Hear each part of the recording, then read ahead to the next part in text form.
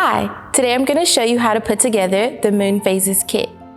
It comes with stickers, a moon, an earth, wooden dowels, stands, a light bulb, a lampshade, and a lampshade holder.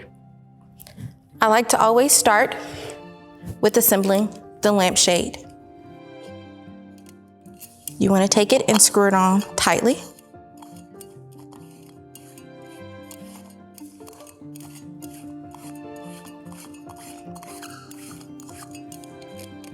Next, go ahead and screw in your light bulb.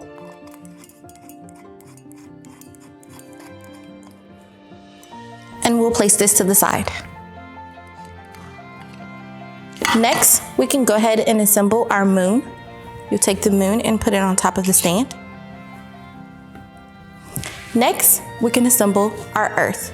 You have two ways you can assemble it. One with the stand, and it will sit on the table.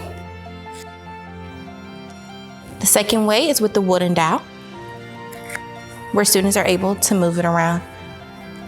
Students are able to use the stickers that have cardinal directions to remind them where north, south, east, and west are located.